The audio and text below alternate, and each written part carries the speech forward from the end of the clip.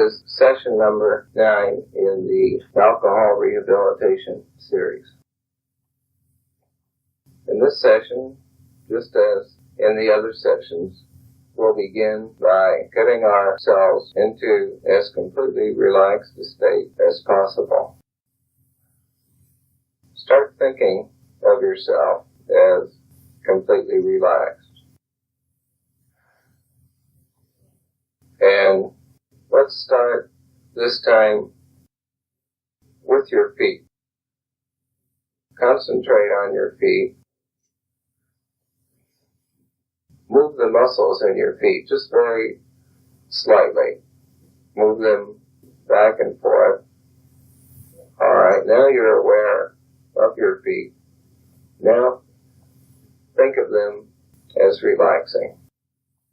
Think of them as feeling heavy and numb. A heavy, numb, and completely relaxed feeling coming over your feet. Now moving up. Think of your legs as completely relaxed. No tension whatsoever in your legs. Concentrate on your legs. Think of the calves. Relax. Calves. Relax.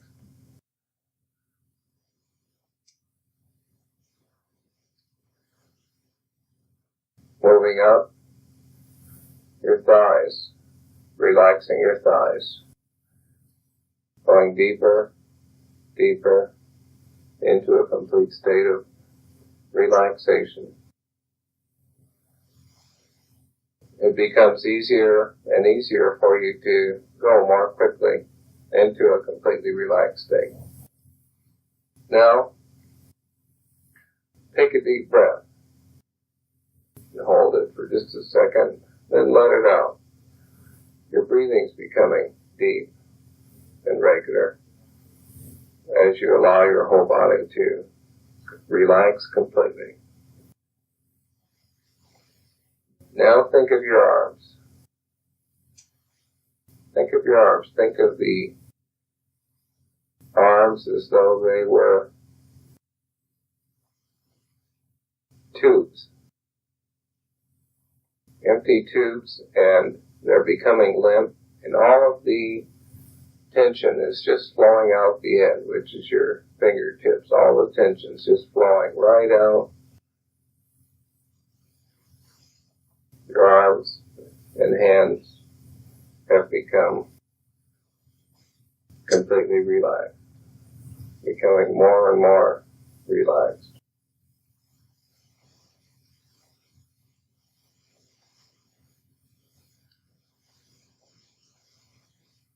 Now, we'll begin with one of the scenes. During this next sequence, we will play over some of the scenes that you've already heard. And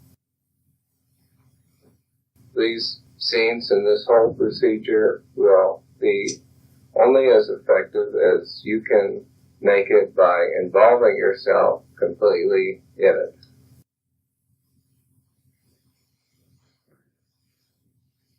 Now, imagine yourself sitting home and you're in a situation where you're dealing with somebody who just doesn't seem to give you a straight answer. You keep offering to take them out, and then they say they'll go, and then at the last minute, they say they don't want to go. And yet at other times, they'll say, you never take me anyplace. So just imagine you've just gone through one of these sequences and ended up feeling very frustrated and angry, not knowing quite what to do about it. And so you said that you were going to go by yourself.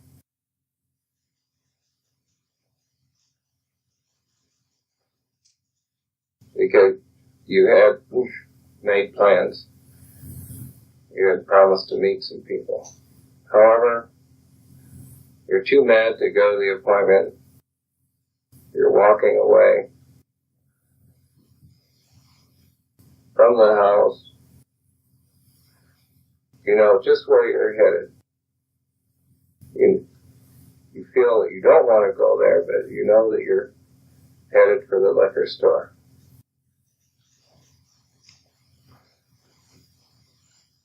You go in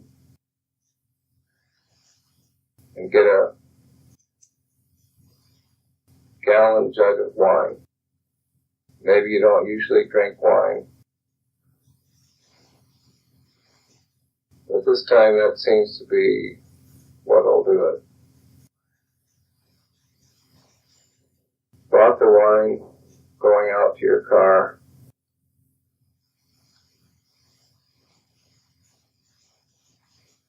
Getting in your car, you're driven to a kind of lonely spot, and open the bottle of wine.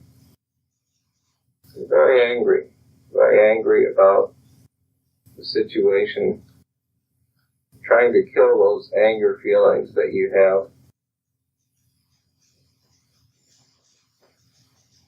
With the alcohol. And sure enough, you take a drink, and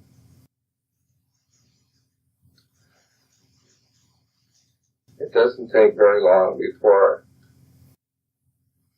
you feel much better.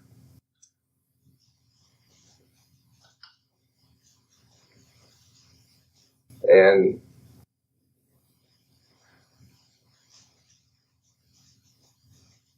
pretty soon things get very blurred. The scene seems to change. You have a vague, hazy memory of moving around, doing something that you're just half awake or half aware, half knowing what's going on. And it seems like it's much later and you're waking up. You're waking up and you have a horrible headache. The taste of stale wine is still somehow in your mouth. You try to get up, but you're too weak from drinking. You wonder where you are, you open your eyes, look around. It's hard to even move your head slightly to look around. You smell a horrible, stale smell. It smells like stale urine. It seems like it's in your clothes, in the air. It smells terrible. As you look up, you see a tiled ceiling, and you finally begin recognizing where you are, in a public restroom. You must have come in there to vomit, because you're lying in a pool of vomit, which adds to the horrible smell. But the urine smell, stale piss, is even stronger. The empty wine bottle is lying next to you. You must have dragged that in there, and then a lot of it must have spilled. Become a little more awake and realize more and more where you are in the restroom. You're passed out in the urinal, lying with your head in the little trough. The water washes down over your hair, into your eyes. People have been coming in, pissing in the urinal, somehow ignoring you lying there passed out. You don't know how many hours you've been lying there, soaking that stale urine up in your clothes. It's the most horrible thing that ever happened to you. You're nauseated by the smell. You start to vomit, but you can't move yet. You turn your head sideways slightly, your stomach begins jerking. Try to vomit, but you only vomit up a little bit of green fluid. In spite of this, you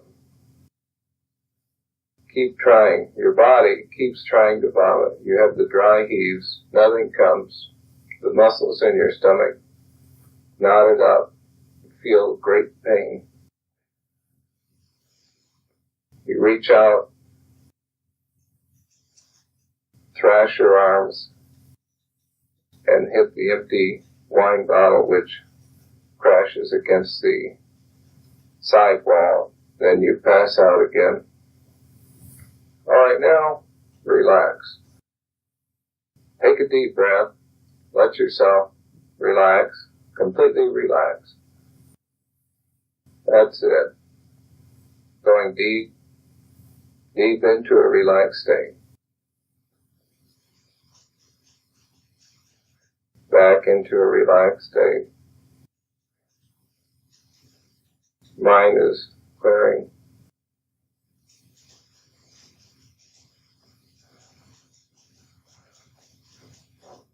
Feeling more relaxed, more comfortable.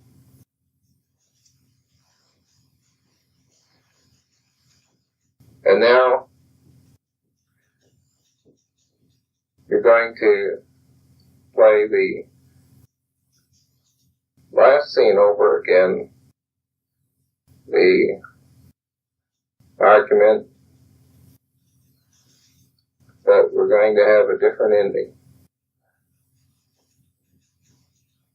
And the idea behind this is to give you some ideas of different way to handle a situation.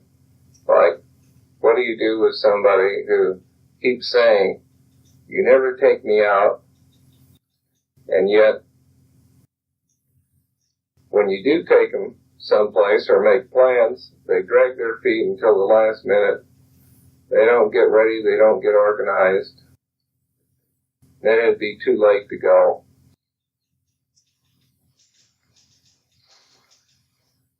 So this time, you made plans early in the week, and your best guess was that she wouldn't be ready. She would sabotage it at the end.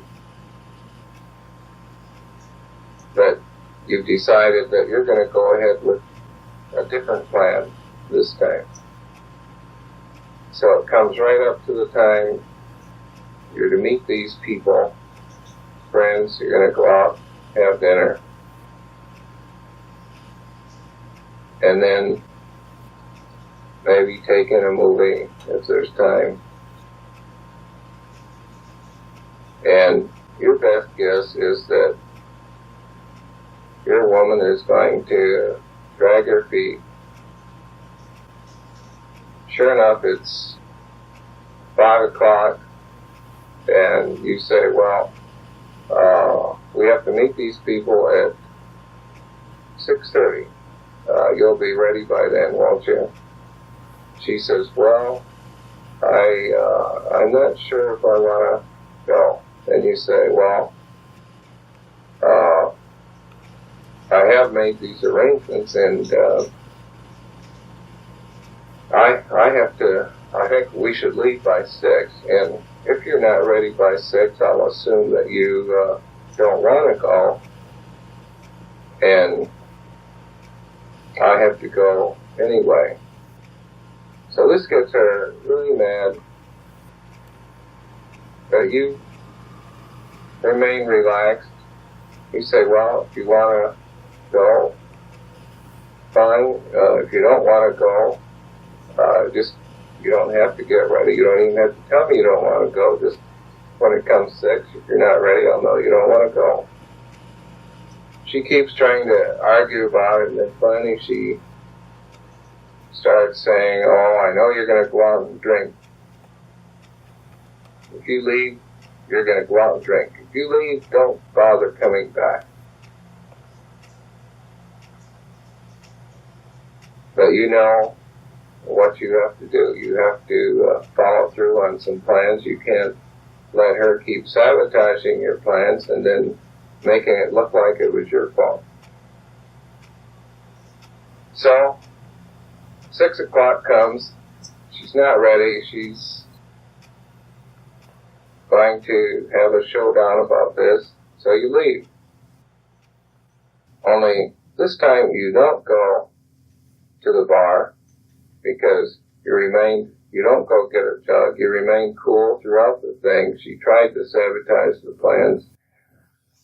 You go meet your friends, and you feel uncomfortable in what you're doing because you'd like her there with you. But, you know, some people need some training.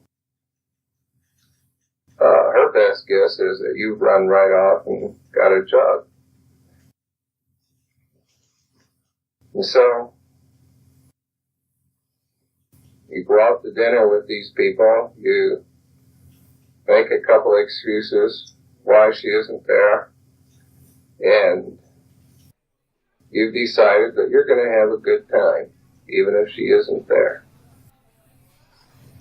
Now imagine yourself in a very pleasant dining room. It's not real plush, but there's just a real pleasant atmosphere in the room. You're talking to these friends, visiting with them, and telling them about your day, and they seem very interested in you. And you hear what they have to say. You suddenly realize that you're having a good time. You're really having a good time. And that this wouldn't be happening if you had stopped to get a bottle. You should feel really proud of yourself for having gone through with this. You've got some reasons to be proud.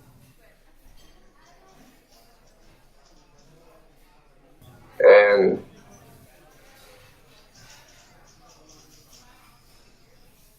as the meal goes on, you feel a pleasant fullness. You've ordered your favorite meal. Bite after bite, the conversation is pleasant. You have a feeling of rich satisfaction. Your stomach fills up. You're feeling very content. You're really enjoying it. Enjoying every minute of it. Feeling just a little sorry for your woman because she seemed to need to play games that you're tired of playing.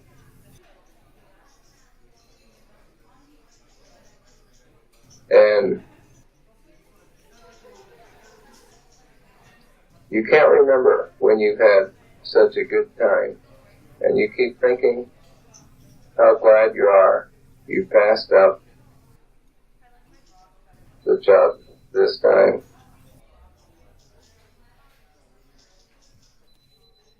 And the evening's finally over. You go back home. You haven't been drinking. You feel really good about this. You're wondering what the reaction will be. Because she said, if you leave, don't bother coming back. So you walk back in, and you weren't quite sure what was going to happen, but imagine yourself walking in, she's sitting there on the couch, And she says, "You've been drinking, haven't you?" You say, "Well, as a matter of fact, I haven't." And then you say to her, "I'm really sorry that you weren't able to go because we had a good time and missed you." And she's confused. She doesn't know what to do. But to your surprise, she realizes she's lost this round. She wasn't able to get you to fight, to get angry at her, to reject her, to get angry and go out and drink. She lost completely. So her only solution is to apologize and admit that she did act a little bit out of the ordinary. And you feel very proud of yourself for having handled the whole thing this way. You know, this may happen again. Something similar to it may happen again. But you're feeling a little bit better all the time on your ability to handle this kind of situation.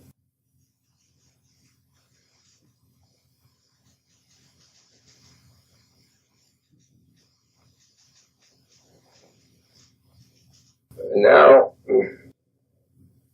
we're going to begin a series of scenes in which we're going to write a different kind of script. We're going to imagine ourselves as deeply as possible in a situation where without alcohol, life begins taking on some of the aspects that we wanted. And as near as possible, imagine yourself going through these things just as though you were actually there. Let's say it's been a week since you had your last drink. Imagine yourself in this situation. You've resolved you're not going to drink. You're still a little shaky, but nothing like the first few days. You remember how you were shaking at first and you wanted a drink, but you just pushed it away. And pushing it away made you feel really good. You knew then how strong you were getting. Each time you refused to drink, you felt better and stronger. You were looking over the last few days, what's happened, and what you've managed to get done while you've been sober. You had gone out, started looking for a job. You had talked to 5 or 6 different people at different companies looking for work. They seemed to like you.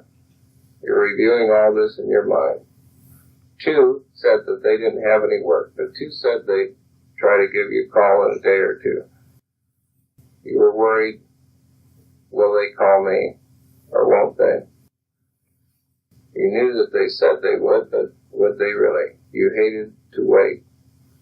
It was hard sitting around wondering if you were going to get rejected or accepted. In the past, when this waiting came, you would just get a bottle and have that to keep you company while you waited to hear about the job. The only thing was that when they did call, you couldn't talk to them too well all the time on the phone and weren't in any condition to go to work anyway. So this time you've just been sitting it out without the bottle, sometimes nervous, but still remembering a little bit about how to relax yourself.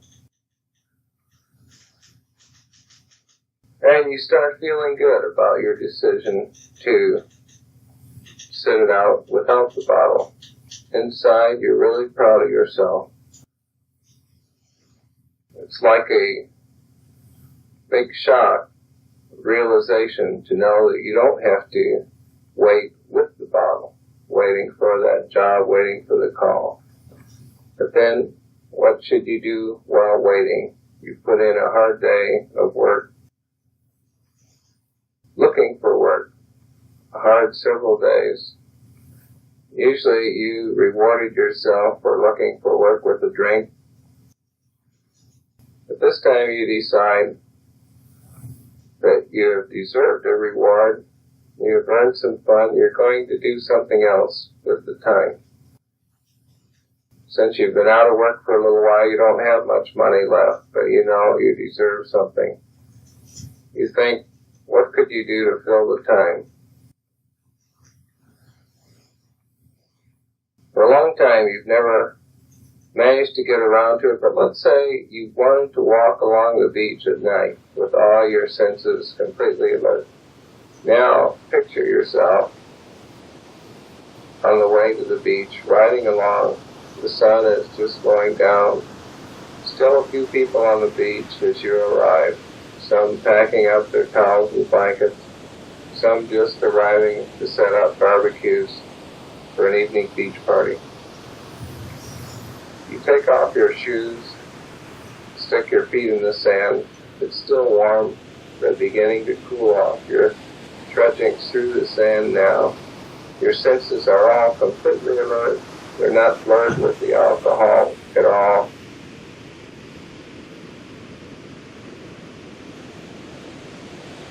You walk out toward the ocean, feeling the beach through your feet, just experiencing the whole scene, the whole situation, as you never could have while you were drinking. You get to the wet part of the beach, the waves leave the sand cool and damp. It feels really good to sink your feet in the cool sand, feel it oozing out between your toes. You don't remember doing this for a long time. Seems like you were a kid when you did this, enjoyed this so much. The waves are beautiful, graceful, just the last bit of light of the day reflecting off the white foam of the waves as they break. You didn't know the beach could be so good. The seagulls fly just over the waves, settle on the beach, then fly back to the waves. You can hear their calls, the noises they make in flight, looking for food. They seem to be playing games with each other. Your whole being, your whole body is alert, full of a really good feeling because you made that decision to not drink while waiting for the call about the job. You walk on down the beach. It's a great feeling. The breeze is light. Feels good.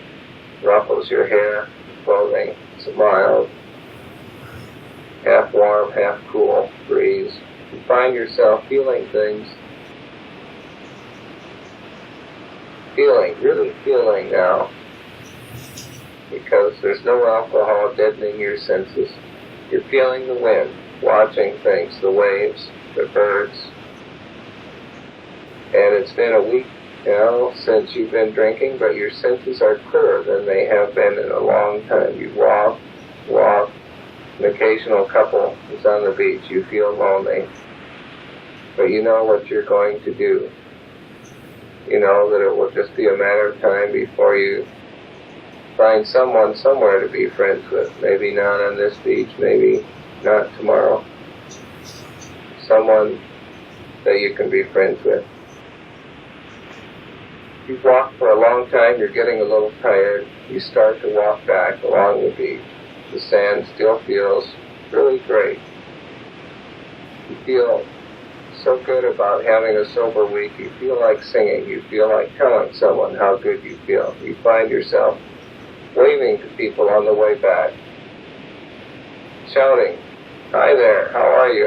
It's a great night, isn't it? Because you really feel great, feel friendly. Some of them just look at you sort of funny. Some of them wave back. You don't care how they look at you. You're feeling so good about being alive again. You could care less. You just want to share this great feeling with somebody. Somebody you wave to answers back. It's a great night. Come on over. They have a fire built. You can smell the logs burning. A new smell joins with the kind of damp beef smell. It's a great, great smell. It's a family that called you over, a man, a woman, 3 children. They're cooking hot dogs over the fire. Why don't you join us for a hot dog, the man says, and a Coke. Well, I'd love to, you find yourself saying, though you just ate a while back. Sit down with this warm, friendly couple. Now imagine yourself, here's some strangers, you just walked along. You've been sober, walking along, and they ask you over to eat the hot dogs, marshmallows. You really enjoy sitting around the fire with them. They seem to like you. You're a total stranger to them. A week ago, they wouldn't have wanted to have anything to do with you because you were so sick you didn't know your own name. Now you almost feel at first like if they really knew who I was, that I was a drunk. Just last week, they wouldn't like me. You're tempted to tell them. You tell them about your drinking, to talk about the drinking, how you've had so many problems. But then you decide you're not even going to mention it. Why should you? You find yourself asking questions about them, about the kids. How long have they been married? What does he do for a living? Are they on vacation? You ask them things that you used to think were boring to hear about. And now you're sitting here on the beach, enjoying the cool evening air and the fire, enjoying the flames flickering on the faces of the friendly family, all smiling at you. Find yourself really interested in them. You don't want to get them to start giving you a lecture about drinking, but you knew would happen if you told them about your past. So you figure, why bother? You don't really need that lecture. And yet, so many times you seem to have told people that as one of the first things after meeting them. This is something that the drinking man seems to be able to do. He seems to be able to get a lecture out of anybody after just 5 minutes of meeting them. So you're resisting the temptation to get them to give you a lecture.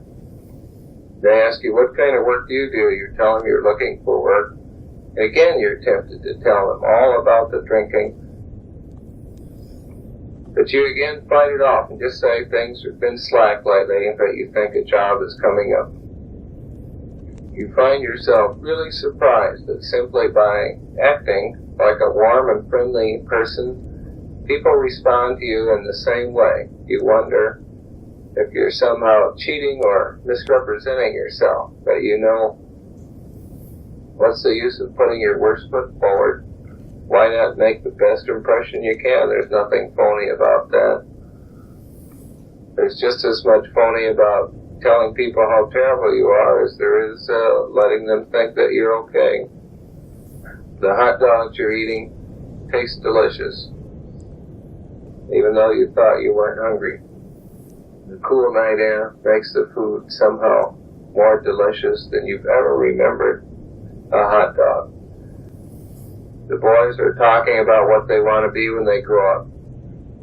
You find that you have some experience in the areas they are interested in. You find you're able to give them a few suggestions about what kind of work they'll find. They look at you with some respect because of the knowledge you seem to have. Their parents seem to appreciate and like the fact that you're able to tell their children something about the world. that they didn't know. You've been in a specialized line of work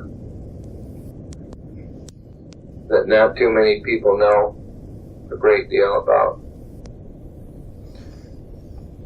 And as time goes on, sitting with this family, meeting, talking with them, you're feeling really good, feeling better and better.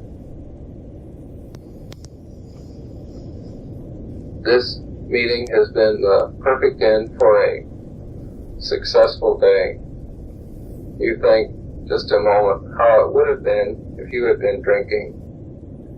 Immediately you get a painful mental image of yourself lying alone and passed out in a hotel room somewhere. And you're glad you pushed the thoughts of drinking out of your mind, came and took this walk, experienced the beach, experienced the ocean, talked to this family, and refused to allow yourself to talk about drinking to them at all. You know that if you had told them you were a drunken bum, they would have given you a lecture about drinking. Everybody does that when they talk to a drinker. They think they're going to help. Then you would have gotten mad about the lecture because you'd figure, well, who the hell are they to tell me? Then you'd have had a good excuse to go get a drink and forget it and show them anyway. Nobody likes to get lectured at unless they want an excuse to do the opposite. So why give people any reasons for lecturing? You manage to find a lot of things to talk about besides alcohol. You manage to tell them quite a bit about yourself without ever mentioning drinking. You don't need to confess to people to have them be your friends. You finally go home from the beach, you're tired, you lay your head down on the pillow, you find yourself asleep almost instantly. You've learned a lot about relaxing, and it's good to be able to sleep easily. And you remember the nights when you were drinking, when you couldn't get to sleep at all because of the hangovers, the nervousness. But without alcohol, it's taken a whole week. But you finally have your sleeping pattern arranged again.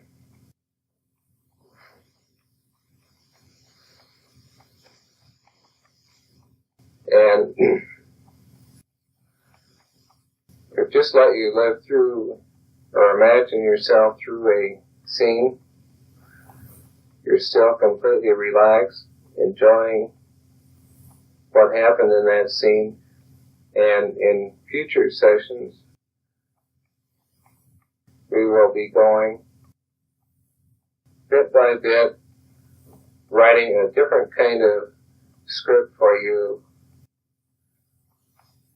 in the future, letting you see yourself as doing something different, successful, without alcohol, helping you program or reschedule your own life with the idea that the voices that have told you, or the people who have told you that you were going to fail, and their statements, their comments have been part of you, become part of you, that you don't have to listen to these feelings out of your past from other people, that you can rewrite those comments, that you don't have to be a failure like those people, some of them, said you would be. You can write your own ticket.